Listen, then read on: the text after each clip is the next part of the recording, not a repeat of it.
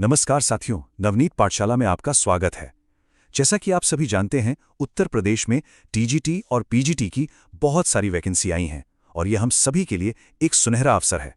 तो आज की इस विस्तृत कक्षा में हम यूपी टीजीटी पीजीटी गृह विज्ञान यानी होम साइंस के पूरे सिलेबस, उसके परीक्षा पैटर्न और सबसे जरूरी तैयारी की रणनीति पर बहुत ही गहराई से एक-एक करके चर्चा करेंगे।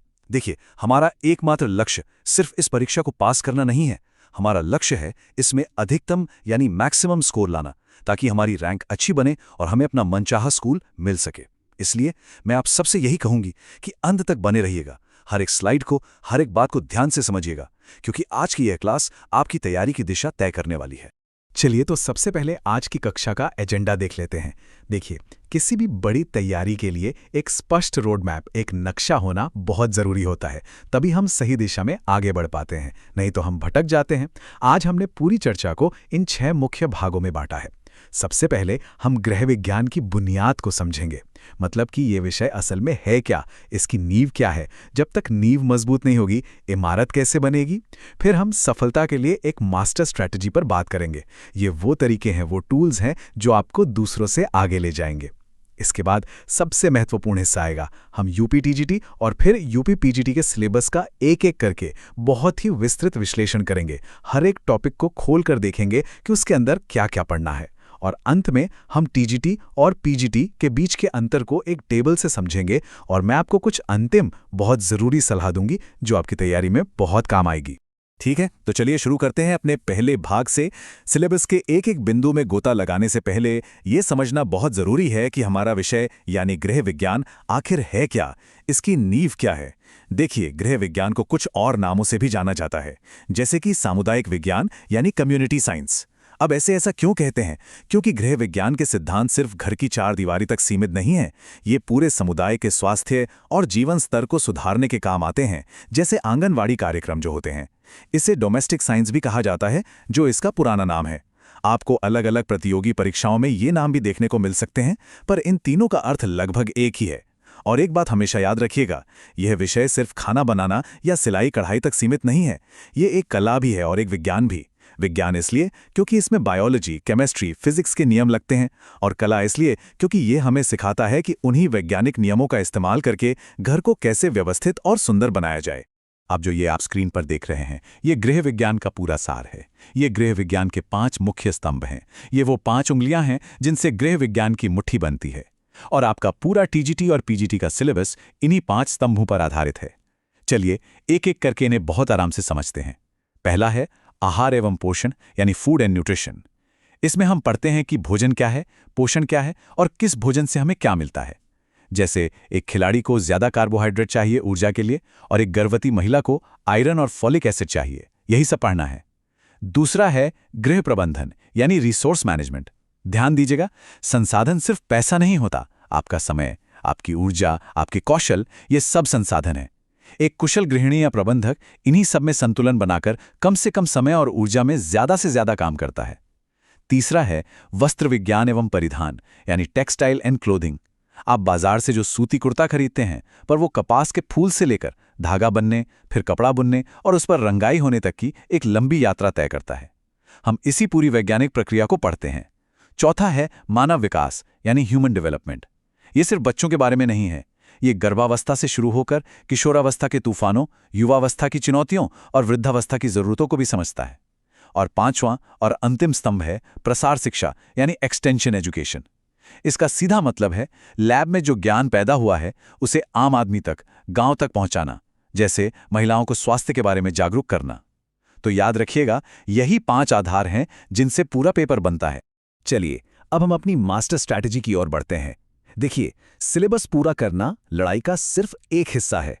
लाखों लोग सिलेबस पूरा करते हैं, पर सिलेक्शन कुछ हजार का ही होता है। क्यों? क्योंकि असली जीत तब होती है जब आप सही रणनीति के साथ परीक्षा हॉल में उतरते हैं। ये वो टूल किट है, वो औजारों का बक्सा है जो आपको इस परीक्षा को क्रैक करने में मदद करेगा। और एक बात मैं आपको बता दूं, ये जो नियम मैं बताने जा रही हूं, ये सिर्फ इस परीक्षा के लिए नहीं, बल्कि किसी भी प्रतियोगी परीक्षा में सफलता के लिए सार्वभौमिक यानी यूनिवर्सल हैं। ये सफलता के मूल मंत्र हैं, तो इन पर बहुत ध्यान दीजिएगा और हो सके तो इन्हें कहीं नोट कर लीजिए। सफलता के लिए ये 5 कदम बहुत जरूरी हैं। पहला कदम है जागरूकता। आपको परीक्षा से जुड़ी हर छोटी बड़ी बात पता होनी चाहिए। फॉर्म भरते समय कोई गलती न हो, जैसे बालक या बालिका वर्ग गलत भर देना। ये छोटी सी गलती आपकी पूरी मेहनत पर पानी फेर सकती है। सबसे जरूरी, कौन सी किताबें पढ़नी है। कई बार छात्र एक ही पुरानी किताब पर निर्भर रहते हैं। ये गलती नहीं करनी। दूसरा कदम है लक्ष्य। कई बार छात्र टीजीटी की तैयारी करते करते किसी और परीक्षा का फॉर्म भर देते हैं और उनका ध्यान बढ़ जाता है। ये सबसे बड़ी गलती है। एक नाव में पैर रखिए। तीसरा और सबसे महत्वपूर्ण कदम है सिलेबस। बाजार में गृह विज्ञान की मोटी मोटी किताबें मिलती हैं जो नेट जेआरएफ के लिए होती हैं। हमें वो नहीं पढ़नी। हमें सिर्फ आयोग द्वारा दिए गए टीजीटी पीजीटी के सिलेबस का एक एक शब्द पढ़ना है। चौथा कदम है डेली क्लासेस। रोज जुड़ने से एक अनुशासन बनता है, एक लय बनती है। जब आप देखते हैं कि दूसरे भी पढ़ रहे हैं तो आपको भी प्रेरणा मिलती है। और पांचवा कदम है टाइम टेबल। इसमें एक बात गांठ बांध लीजिए, पढ़ना 50% काम है और उसको दोहराना यानी रिवीजन करना बाकी 50% काम है। बिना रिवीजन के पढ़ा हुआ सब व्यर्थ हो जाता है। स्ट्रैटेजी में सिर्फ पढ़ना ही नहीं बल्कि परीक्षा देने की तकनीक भी शामिल होती है। इसके लिए पिछले वर्षों के प्रश्न पत्र यानी PYQs आपकी तैयारी के लिए GPS की तरह है। ये आपको बताते हैं कि आयोग किस टॉपिक से कितने गहरे सवाल पूछता है। आपको कम से कम पिछले 5-7 साल के पेपर जरूर हल करने चाहिए। अब एक बहुत ही शक्तिशाली तकनीक की बात करते हैं, द एलिमिनेशन मेथड। ये तब काम आता है जब आपको किसी प्रश्न का सही उत्तर नहीं पता होता लेकिन आप कंफ्यूज्ड हैं। इसका सिद्धांत है, सही उत्तर ढूंढने की कोशिश मत करो, गलत विकल्पों को हटाना सीखो। उदाहरण के लिए मान लीजिए प्रश्न है, विटामिन सी का सबसे रिच सोर्स क्या है? और विकल्प हैं ए आंवला, बी संतरा, सी कीवी और डी अनाज। अब शायद आपको तीनों फलों में कंफ्यूजन हो, लेकिन आपको ये जरूर पता होगा कि अनाज में तो विटामिन सी नहीं होता, तो आप तुरंत विकल्प डी को हटा देंगे। अब देखिए, पहले आपके सही होने की संभावना 25% थी, लेकिन अब केवल 3 विकल्पों में से चुनना है तो संभावना बढ़कर 33% हो गई। ये एक बड़ा जंप है। अब मान लीजिए आपको ए और बी में कंफ्यूजन है। अब आपके पास 50-50 का चांस है। ये तुक्का नहीं है, ये एक इंटेलिजेंट गैस है और अक्सर ऐसे गैस सही होते हैं। ये मेथड आपके स्कोर को 5 से 10 नंबर तक बढ़ा सकता है। ठीक है, तो अब हम अपनी कक्षा के सबसे महत्वपूर्ण हिस्से पर आते हैं, सिलेबस का विस्तृत विश्लेषण। सबसे पहले हम यूपी टीजीटी के सिलेबस को समझेंगे। जो भी मेरे साथी टीजीटी की तैयारी कर रहे हैं वे अब अपना पेन और पेपर लेकर बैठें और हर एक बिंदु पर विशेष ध्यान दें। हम हर एक टॉपिक को गहराई से देखेंगे और ये भी समझेंगे कि इससे सवाल कैसे बनते हैं, ताकि जब आप पढ़ें तो आपको पता हो कि क्या पढ़ना है और क्या छोड़ना है। सबसे पहले टीजीटी के लिए योग्यता की बात करते हैं। याद रखिएगा, ग्रेजुएशन में आपका होम साइंस होना चाहिए और साथ में बीएड की डिग्री अनिवार्य है, कंपलसरी है। इसके बिना आप टीजीटी के लिए पात्र नहीं हैं। अब सिलेबस पर ध्यान दीजिए। ये जो नोट लिखा है ये सबसे ज़रूरी है। ये आयोग की एक चाल होती है, वो सिलेबस में सिर्फ 4-5 लाइनें लिख देते हैं, लेकिन जब आप उन लाइनों के अंदर जाते हैं तो पूरा एक विषय होता है।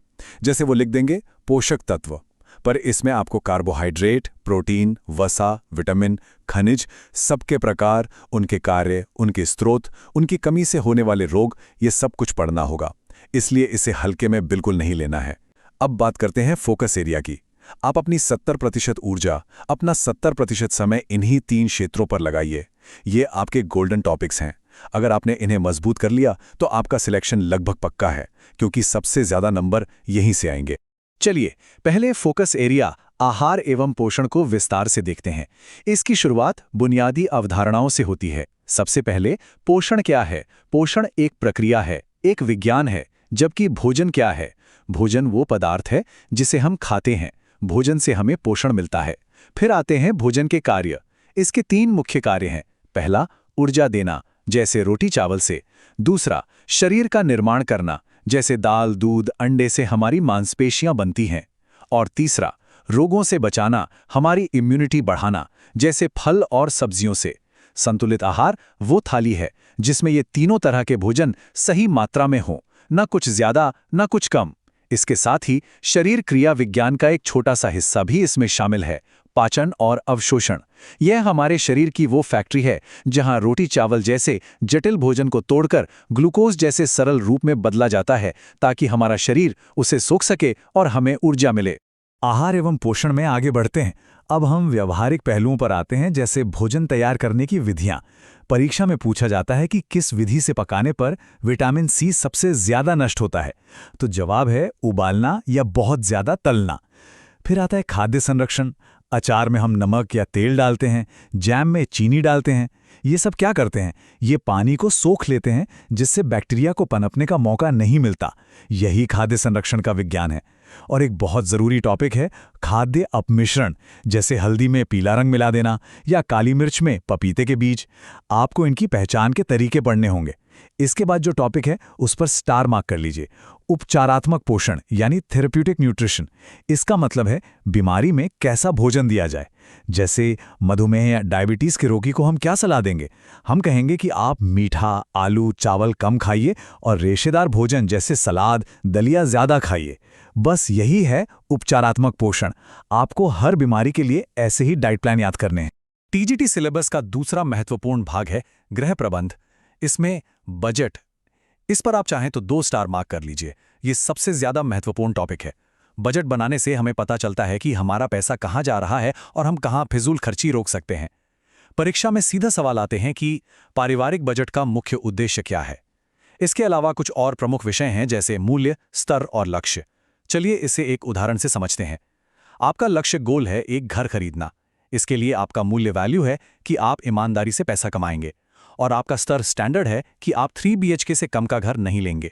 ये तीनों मिलकर आपके निर्णय को प्रभावित करते हैं। फिर आता है कार्य सरलीकरण।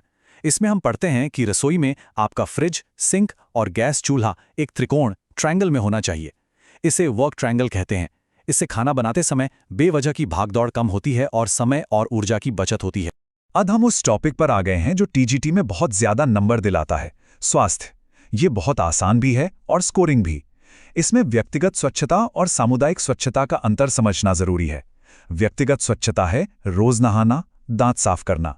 लेकिन अगर आपका पड़ोसी कूड़ा सड़क पर फेंकता है तो आपकी व्यक्तिगत स्वच्छता भी आपको बीमार होने से नहीं बचा सकती। यहीं पर सामुदायिक स्वच्छता का महत्व आता है। स्वास्थ्य के क्षेत्र में काम करने वाली संस्थाओं के बारे में भी पूछा जाता है, जैसे WHO या यूनिसेफ का पूरा नाम क्या है, उनका मुख्यालय कहाँ है। पर्यावरण एक और बड़ा खंड है, और जल शुद्धिकरण की तकनीकें। यहां से हर साल एक सवाल पक्का आता है। जैसे पूछ लेंगे कि पानी को कीटाणु रहित करने की सबसे सस्ती और प्रभावी घरेलू विधि कौन सी है, तो उत्तर होगा उबालना। अब टीजीटी के बचे हुए 3 भागों को देखते हैं। चौथा है बाल विकास। इसमें वृद्धि और विकास के बीच का मौलिक अंतर समझना जरूरी है। वृद्धि, ग्रोथ को हम इंच टेप से माप सकते हैं, जैसे लंबाई का बढ़ना, ये मात्रात्मक है। लेकिन विकास, डेवलपमेंट को हम माप नहीं सकते, ये गुणात्मक होता है, जैसे बच्चे का बोलना सीखना या अपनी भावनाओं को समझना। 5वां है वस्त्र विज्ञान। इसमें रेशे से लेकर कपड़ा बनने तक की पूरी यात्रा शामिल है। सबसे पहले रेशा होता है, जैसे कपास। उससे बनता है धागा। इस प्रक्रिया को कताई कहते हैं। धागे से बनता है कपड़ा, इसे बुनाई कहते हैं। फिर उस सादे कपड़े को सुंदर बनाने के लिए होती है रंगाई और छपाई। आपको इसी पूरी प्रक्रिया को पढ़ना है। और छठा है प्रसार शिक्षा। यहीं पर वो प्रसिद्ध कहावत लागू होती है कि गृह विज्ञान एक कला भी है और विज्ञान भी, क्योंकि ये विज्ञान के ज्ञान को कलात्मक तरीके से लोगों तक पहुंचाता है ताकि उनका जीवन बेहतर हो सके। चलिए, अब हम अपना ध्यान यूपी पीजीटी सिलेबस की ओर ले जाते हैं। ये खंड विशेष रूप से उन अभ्यर्थियों के लिए है जो प्रवक्ता बनने का सपना देख रहे हैं। मैं यहाँ एक बहुत ज़रूरी बात स्पष्ट कर दूं। हालांकि कुछ विषय टीजीटी के समान दिखते हैं, लेकिन पीजीटी परीक्षा का फोकस, प्रश्नों का स्तर और उनकी गहराई सब कुछ बहुत अलग है। इसे टीजीटी का बड़ा भाई समझने की गलती मत कीजिएगा। ये एक पूरी तरह से अलग परीक्षा है जिसकी रणनीति भी अलग होती है, तो इसे बहुत ध्यान से समझिएगा। ये स्लाइड इस पूरी कक्षा की सबसे महत्वपूर्ण स्लाइड्स में से एक है। इस चेतावनी पर गौर कीजिए। मैं फिर से दोहरा रही हूं, आपके पीजीटी के पेपर का 50% हिस्सा यानी आधे प्रश्न सिर्फ एक टॉपिक से आएंगे, मानव शरीर रचना विज्ञान यानी ह्यूमन फिजियोलॉजी, और बाकी 30% स्वास्थ्य और स्वच्छता से, यानी कुल मिलाकर 80% पेपर सिर्फ इन 2 क्षेत्रों से है। अब सवाल उठता है, ऐसा क्यों है? क्योंकि पीजीटी टीचर को 11वीं और 12वीं कक्षा के छात्रों को पढ़ाना होता है, जहां बायोलॉजी का यह हिस्सा बहुत विस्तार में होता है। इसीलिए आयोग आपकी इस विषय पर पकड़ को जांचता है। अगर ये 2 भाग आपके मजबूत नहीं है तो पीजीटी क्रैक करना बेहद मुश्किल है। और इसीलिए पीजीटी के लिए योग्यता भी मास्टर डिग्री, एमएससी या एमए इन होम साइंस रखी गई है, क्योंकि इस स्तर के ज्ञान की आपसे अपेक्षा की जाती है। अब हम पीजीटी के सबसे महत्वपूर्ण विषय यानी ह्यूमन फिजियोलॉजी का गहन विश्लेषण शुरू करते हैं। सब कुछ यहीं से शुरू होता है, कोशिका से, जो हमारे शरीर की सबसे छोटी इकाई है। आपको एक कोशिका की संरचना, उसके अंग जैसे माइटोकॉन्ड्रिया, जिसे कोशिका का पावर हाउस कहते हैं, न्यूक्लियस, इन सब के कार्य पता होने चाहिए। इसके बाद आपको शरीर के सभी तंत्रों का विस्तृत अध्ययन करना होगा। यहां सतही ज्ञान काम नहीं आएगा। जैसे पाचन तंत्र में आपको हर एक एंजाइम का नाम और उसका काम याद होना चाहिए, जैसे पेप्सिन प्रोटीन को पचाता है। श्वसन तंत्र में गैसों का आदान प्रदान कैसे होता है, फेफड़ों की क्षमता कितनी होती है, ये सब पूछा जाता है। उत्सर्जन तंत्र में किडनी की इकाई नेफ्रॉन की संरचना और कार्यप्रणाली बहुत महत्वपूर्ण है। और तंत्रिका तंत्र में मस्तिष्क के भाग, सेरेब्रम, सेरिबेलम और उनके कार्य, यहां से प्रश्न जरूर बनता है। फिजियोलॉजी में आगे बढ़ते हैं। शरीर के तंत्रों के अलावा कुछ और भी महत्वपूर्ण विषय हैं जिन्हें हम छोड़ नहीं सकते, जैसे एसिड बेस बैलेंस। हमारे खून का पीएच मान 7.4 होता है, जो हल्का क्षारीय है। इसे बनाए रखना बहुत जरूरी है।